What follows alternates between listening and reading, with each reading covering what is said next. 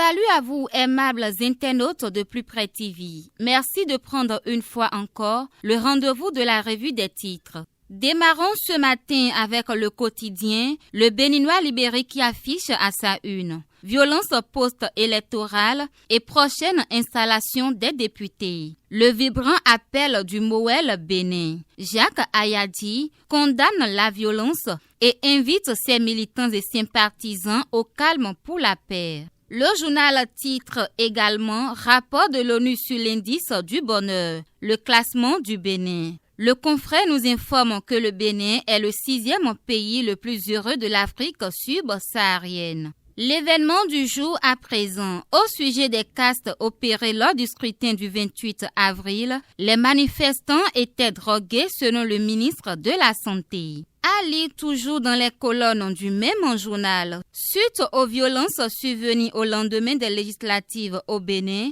le parti Moël Bénin s'insurge contre les actes barbares. Nous sommes à présent avec le quotidien Le Leader du jour qui titre « Construction du nouveau siège de l'Assemblée nationale, enfin un hémicycle digne pour notre pays. Talon, l'homme des dossiers ». Le journal du service public La Nation dans sa parution de ce jour affiche en manchette « Situation sociopolitique nationale, l'appel de Djougou pour la paix ». Production et commercialisation de poissons fumés, une activité à fort impact économique et social, estime La Nation. Le meilleur quotidien, situation sociopolitique tendue au Bénin, Claudine Prudencio appelle de tous ses vœux à la paix et au dialogue. Position des élus communaux sur les violences électorales. Casseurs et instigateurs doivent être punis. Voilà ce que rapporte le matinal. C'est le tour du quotidien Les 4 vérités qui titre « Après les têtes couronnées, sages et notables, les élus communaux du Septentrion invitent le peuple à la paix ».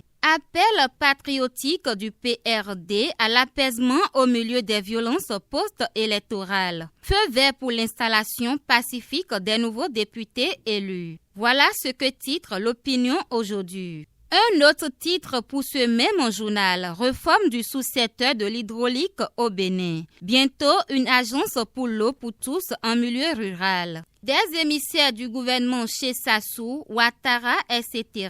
Sincérité ou ruse, s'interroge Matin Libre. Le confrère se demande également si Talon est prêt à exécuter les recommandations de ses pairs. Le Nouvel Observateur dans sa livraison de ce jour affiche en manchette « Conséquences de la crise post-électorale, l'armée divisée, le gouvernement dans un jeu flou, le peuple béni ». Émergence Info, décision salvatrice du dernier conseil des ministres. Bientôt, le Parlement béninois doté d'un nouveau siège. On parle également de la réunion statuaire de la municipalité d'Abomey-Calavi avec le même quotidien. Le confrère nous informe que le maire Georges Bada lance un appel à la paix sur son territoire.